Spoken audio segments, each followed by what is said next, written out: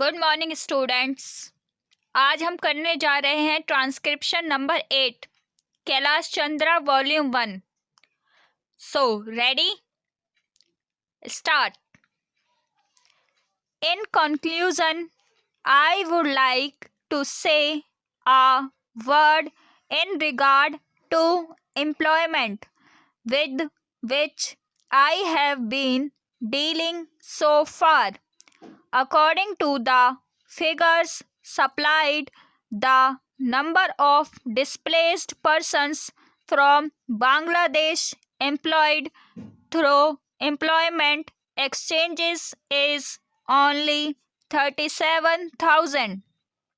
This is very meager compared with their total number, which comes to 32 lakhs according to the official figures. This is with regard to Bangladesh refugees. The number of displaced persons from Pakistan employed through employment exchanges is not very encouraging, but still it is 75,000. I would like urge upon the Honorable Minister to take this into consideration and see that something is done to find employment for these people. Of course, there is some expenditure incurred on general education and vocational training, but when we look at the number of persons who have been given vocational training, we find that the number already trained and under training is only 17,000. This figure also seems to be very small considering the magnitude of the problem before us. Some programs of general improvement have been undertaken by the government of West Bengal by way of setting up new industries, etc. These programs should be looked into and put into operation with a view to giving more employment to these displaced persons. Within the limited time at my disposal, I shall limit my remarks to refugees from Bangladesh. The first thing which strikes one as one looks at the various brochures and publications that have been given to us is the amount of contradiction one has to battle against. The first contradiction is in regard to the number of persons government think they have rehabilitated in West Bengal, granting that it is difficult to make a final assessment of the number of refugees who have come from Bangladesh. It is still true to say that at least there should be some sort of parity between what the Union Ministry says and what the West Bengal Rehabilitation Ministry says. Only a few days ago, the West Bengal Minister of Rehabilitation said that there are 22 lakhs of refugees who have to be rehabilitated, but the central government's figures are 31 lakhs. Unless the government know the number of people they have to budget for, it is rather bewildering to know how they mean to plan in bringing about their rehabilitation.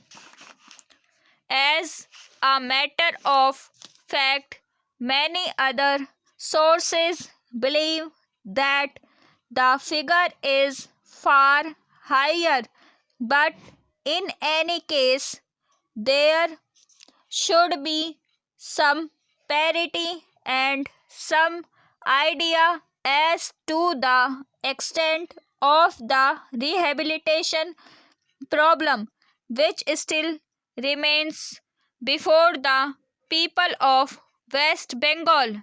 The other contradiction is this. On the one hand, Srimati Renukare says that in the near future they will be making a successful completion of the work of economic rehabilitation of refugees in that state.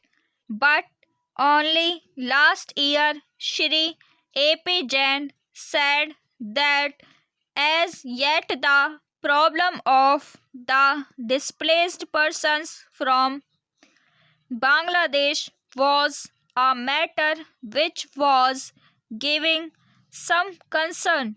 I really do not understand why, in spite of Shri A.P. Jain recognizing that the problem is still quite serious, Shrimati Renuka Ray should have made such a statement. Yet, when we heard the Honorable Finance Minister, we find that there has been a big shortfall in rehabilitation budget. I think that if the fact finding committee's report had been published, the assessment that we have rehabilitated about 50% of the people of Bangladesh who came over as displaced persons would have become quite clear in regard to its incorrectness. As a matter of fact, when we went round the camps and colonies in West Bengal, we found that as yet not more than 15% of the people have been rehabilitated in the sense that they are able to eke out their subsistence on the poorest levels. It is not more than 15%, and I think the figures of the fact finding committee are still lower. I think this is something that we have to take very seriously and put our minds to and apply all the resources that we have to find out how we will be able to tackle this problem of rehabilitation. Now, coming to the question of relief, I feel that until we are able to give really proper rehabilitation, we cannot withdraw relief. It is no use arguing whether relief leads to lethargy and moral slackness. Unless our rehabilitation policies are fruitful, have we any right to starve the people to death? As a matter of fact, Shri A.P. Jain may know that in West Bengal the incidence of tuberculosis amongst the refugees population is very high. Only a small percentage of them is catered for by the medical relief given by the Directorate of Rehabilitation.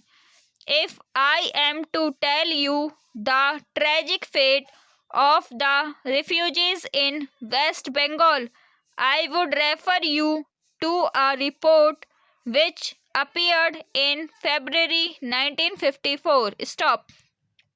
I hope आपको ये video helpful लगी होगी. So please like share and subscribe my channel. Thank you.